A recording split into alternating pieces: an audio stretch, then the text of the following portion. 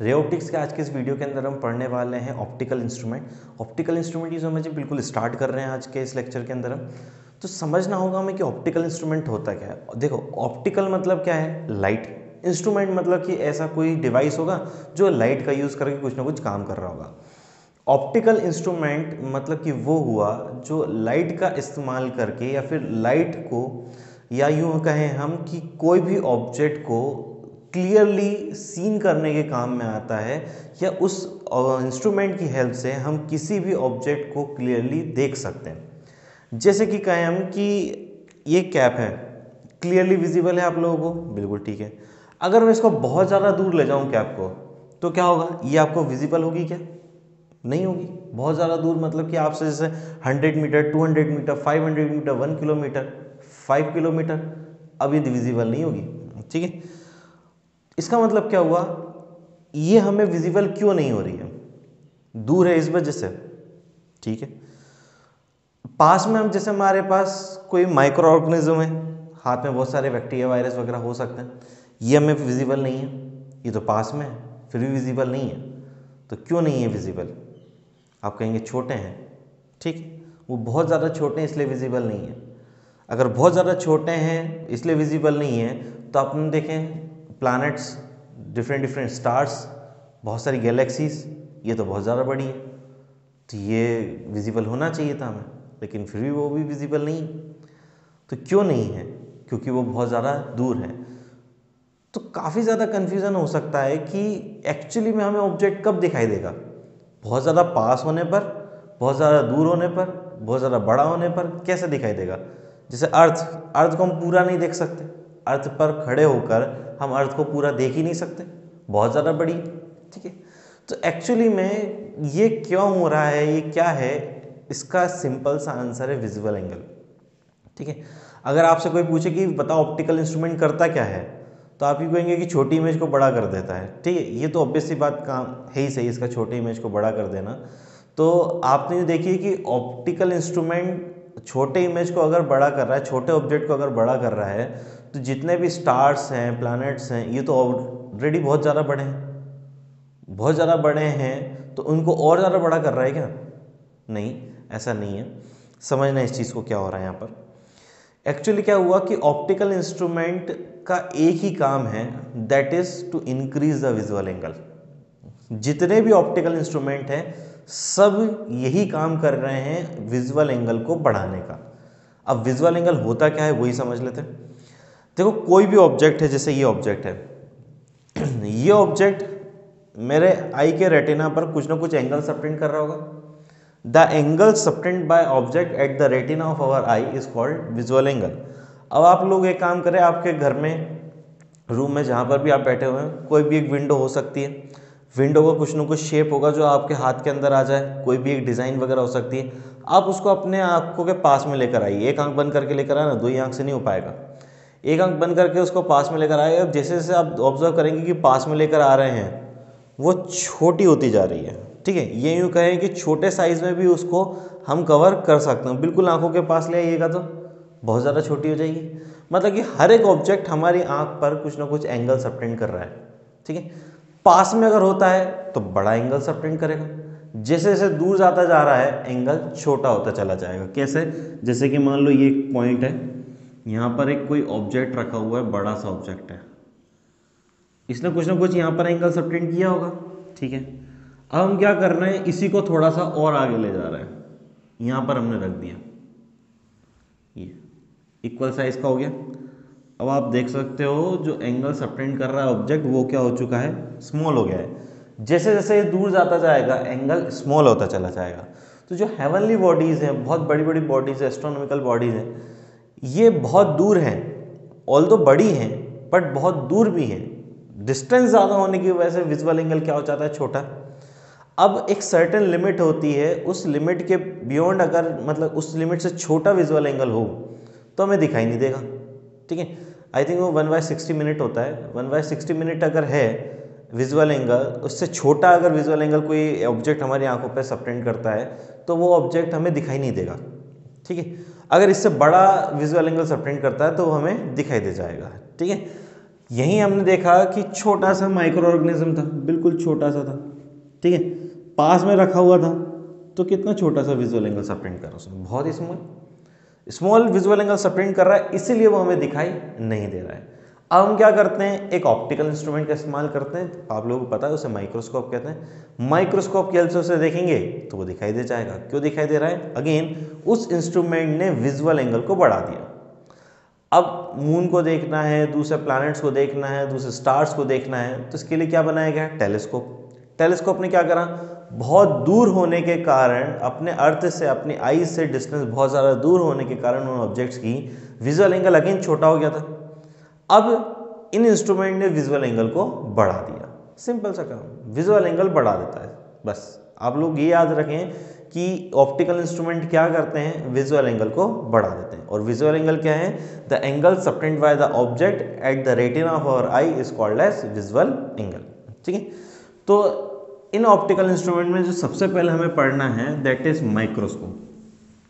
Actually अभी deleted syllabus के accordingly आप लोगों को केवल एक ही माइक्रोस्कोप पढ़ना है और एक टेलीस्कोप पढ़ना है। एक माइक्रोस्कोप कौन सा है, सिंपल माइक्रोस्कोप है। टेलीस्कोप कौन सा है, एस्ट्रोनॉमिकल टेलीस्कोप है। केवल यही दो ऑप्टिकल इंस्ट्रूमेंट पढ़ने हैं, बाकी सब अब 20 साल नहीं पढ़ने। तो सबसे पहले समझते हैं सिंपल माइक्रोस्कोप।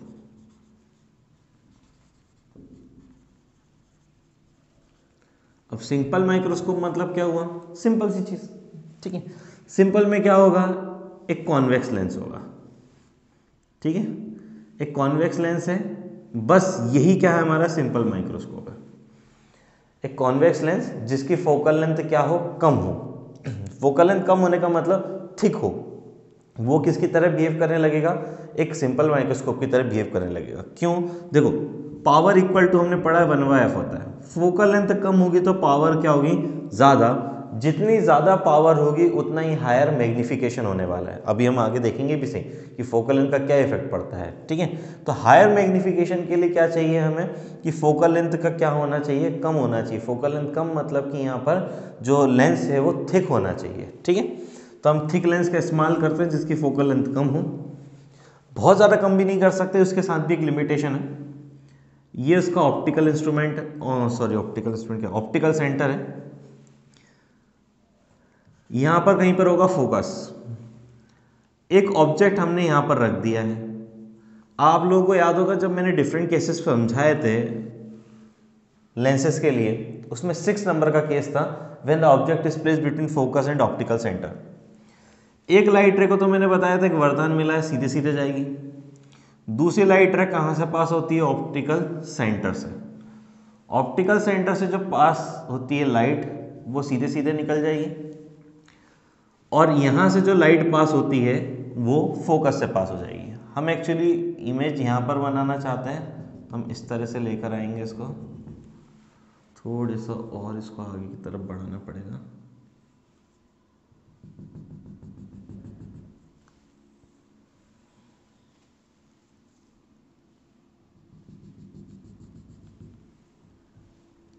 ये हमारा हो गया फोकस, ठीक है। लाइट कुछ इस तरह से जा रही है, ये डॉटेड से क्यों बनाई है, तो सॉलिड लाइन बनेगी। लाइट जिस पास से एक्चुअली जाती है वहाँ पर सॉलिड लाइन बना है, और जहाँ बैकवर्ड एक्सटेंड करते हैं उसको डॉटेड लाइन से बना है। तो लाइट कुछ इस तरह से पास हो गई है। यहाँ पर बन रही है इमेज, फाइनल इमेज बन रही है ऑब्जेक्ट की। ऑब्जेक्ट का नाम रखा हमने ए बी, इमेज का नाम रख दिया हमने ए डैश बी डैश, ठीक है। अब इमेज के थ्रू जो एंगल बन रहा है आई पर, that is called beta. Beta से हम उसको रिप्रेजेंट करेंगे। The angle subtend by the image at our eye is called as visual angle subtend by the image. उसको रिप्रेजेंट करने वाले हैं हम बीटा से, ठीक है। और इस ऑब्जेक्ट को हम यहाँ पर रिप्लेस करेंगे, उसकी बात अभी बाद में करते हैं। इस पूरे डेरिवेशन के अंदर हमें फाइंड आउट करना है magnifying power. Magnifying power linear magnification से थोड़ा सा डिफरेंट है। Magnifying power is represented by beta upon alpha. Visual angle subtend by the image at our eye to the visual angle subtend by the object when it is kept at the least distance of distinct vision. Least distance of distinct vision पर अगर हम किसी object को रख दें तो हमारी आंखों पर कितना विजुअल एंगल सबटेंड करेगा, वो हो जाएगा alpha.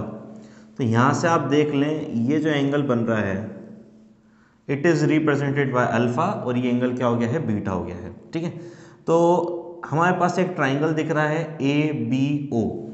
In triangle A B O tan alpha निकालते हैं हम, सॉरी ए बी ओ से निकलेगा टेन बीटा।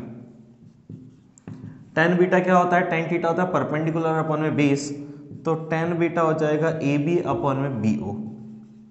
ठीक है, ये क्वेश्चन नंबर फर्स्ट है, ये क्वेश्चन नंबर सेकंड है। And in triangle A double dash B dash O, A double dash B dash O निकालने वाले यहाँ से टेन अल्फा। टेन अल्फा हो जाएगा अगेन परपेंडिकुलर अपॉन में बेस, परपेंडिकुलर है A double dash B dash, और अपॉन में क्या आ जाएगा, बेस, मतलब कि ओ बी डैश। ये क्वेश्चन नंबर हो जाएगी थर्ड। अब क्या हो रहा है यहाँ पर समझना, एक्चुअली मैंने ऑब्जेक्ट को यहाँ पर क्यों रखा गया है, क्योंकि डेफिनेशन के अकॉर्डिंगली ये कहता है कि द एम क्या होता है, linear magnifying power. Magnifying power को रिप्रेजेंट किया गया है बीटा अपॉन अल्फा से। बीटा मतलब क्या होता है, visual angle subtended bye the image. अब देखो इमेज तो ये बन रही है, ये ऑप्टिकल सेंटर है, यहीं पर कुछ ना कुछ एंगल सबटेंड हो रहा होगा। ठीक है, तो कितना एंगल सबटेंड हो रहा है, A double dash B dash O triangle के अंदर जो एंगल सबटेंड हो रहा है वो है बीटा। ठीक है, तो visual angle subtend by the image is beta. अब ये जो बीटा एंगल है वो क्या ए बी ओ के अंदर भी तो है, वही तो ट्राइंगल है यार, सिमिलर ट्राइंगल है दोनों। तो ये दोनों ट्राइंगल में से कोई भी एक ट्राइंगल हम ले सकते हैं। तो हमने कौन सा ट्राइंगल लिया, smaller A B O. A B O से हमने क्या निकाली है, टेन बीटा। अब डेफिनेशन मैंने क्या बताई, visual angle subtend by image at our eye to the visual angle subtend by the object when it is kept at the least distance of distinct vision. अब इसमें इमेज हमेशा कहाँ बन रही है, least distance of distinct vision पे बन रही है। तो हमने यहाँ पर ऑब्जेक्ट को प्लेस कर दिया, ऑब्जेक्ट को यहाँ पर प्लेस कर दिया, फिर उसके बाद हमने देखा कि यहाँ से कितना विजुअल एंगल बन रहा है, तो वो कितना बन रहा है, अल्फा। तो हमने इस ट्राइंगल के अंदर से A double dash B dash O वाले ट्राइंगल से टेन अल्फा की वैल्यू निकाल ली। Tan alpha again perpendicular upon में base, A double dash B dash upon में ओ बी डैश हो जाएगा। अब एक्चुअली क्या होता है, माइक्रोस्कोप किसके लिए इस्तेमाल करते हैं, छोटे से ऑब्जेक्ट के लिए। ठीक है, बहुत ही स्मॉलर ऑब्जेक्ट्स के लिए। अब स्मॉलर ऑब्जेक्ट होंगे तो इनके थ्रू जो विजुअल एंगल सबटेंड हो रहे हैं वो बहुत ही स्मॉल होने वाले हैं। अगर एंगल बहुत स्मॉल है तो टेन अल्फा और अल्फा लगभग बराबर ही हो जाते हैं। तो हम यहाँ पे from equation number 1 m is equal to क्या था हमारे पास, बीटा अपॉन में अल्फा था, बीटा अपॉन में अल्फा, इसके प्लेस पे हम 10 बीटा अपॉन में 10 अल्फा रख सकते हैं। एंगल बहुत ही स्मॉल है तो क्या रख सकते हैं, 10 बीटा अपॉन में 10 अल्फा। 10 बीटा की वैल्यू इक्वेशन नंबर सेकंड से और 10 अल्फा की वैल्यू इक्वेशन नंबर थर्ड से निकाल कर यहाँ पर रख देंगे, तो होगा ए बी अपॉन में बी ओ, और 10 अल्फा की वैल्यू रेसिप्रोकल करके रख रहे हैं, ओ बी डैश अपॉन में A double dash B dash. ठीक है, नेक्स्ट स्टेप में समझना आप लोग क्या हुआ, ए बी और A double dash B dash क्या इक्वल है क्या, अरे हमने ऑब्जेक्ट को तो उठाकर वहां पर रखा है, तो इसका मतलब ये दोनों हो गए सेम, कैंसिल हो गया। m इक्वल टू बचा है ओ बी डैश अपॉन में ओ बी। ठीक है, तो m equal to O B dash upon में ओ बी। अब ओ बी डैश पे क्या बन रही, इमेज। इमेज कहाँ बन रही है, least distance of distinct vision पे, जिसको हमने d से रिप्रेजेंट कर दिया। ये क्या रखा हुआ है हमारा ऑब्जेक्ट, तो ऑब्जेक्ट को किससे रिप्रेजेंट करते हैं, ऑब्जेक्ट डिस्टेंस को u से रिप्रेजेंट करते हैं, तो ये डिस्टेंस हो गई ये u। तो O B dash is equal to क्या हो जाएगा, माइनस डी। माइनस क्यों लगाया, लेफ्ट साइड वाली डिस्टेंस नेगेटिव रखते हैं, राइट साइड की डिस्टेंस पॉजिटिव रखते हैं, तो ओ बी डैश के प्लेस पे डी आएगा but with negative sign. O B के प्लेस पर जाएगा u again with negative sign minus u, cancel. m is equal to क्या होगा, d बाय u। अब मैंने आपको लीनियर मैग्निफिकेशन के टाइम पे बताया था, अगर लीनियर मैग्निफिकेशन पॉजिटिव आता है, ठीक है, तो वो क्या होती है, वर्चुअल इमेज बन रही है। यहाँ पर आप देख लेंगे लीनियर मैग्निफिकेशन निकाल के m इज इक्वल टू क्या होता है, वी वाई यू ही होता है। ठीक है, वी वाई यू कैसा आ रहा है, पॉजिटिव आ रहा है, वी वी पॉजिटिव है, U sorry V V negative है, यू वी नेगेटिव, दोनों की ओवरऑल वैल्यू कैसी आ रही है, पॉजिटिव। इसका मतलब हमारे पास कैसी इमेज बन रही है, वर्चुअल इमेज बन रही है। वर्चुअल इमेज सीधी दिखाई देगी। ठीक है, तो ये m is equal to D by U हो गया है। अब दो केस होते हैं, एक्चुअली क्या होता है कि ऑब्जेक्ट डिस्टेंस आप बार बार नहीं निकाल सकते, मतलब हमें क्या करना है, इस ऑब्जेक्ट डिस्टेंस को रिप्लेस करके फोकल लेंथ की फॉर्म में लेकर आना है। ऐसा क्यों कर रहे हैं, क्योंकि आपके पास जो लेंस होगा आप उसकी फोकल लेंथ पता होगी। ठीक है। फोकल लेंथ आसानी से पता कर सकते हैं, लेकिन हर बार ऑब्जेक्ट डिस्टेंस निकाल पाना थोड़ा सा मुश्किल काम हो जाता है। इस वजह से हम क्या है यहाँ पर u की वैल्यू के साथ फॉर्मूला नहीं निकालेंगे। एक केस लगाते हैं, case 1, when object then final image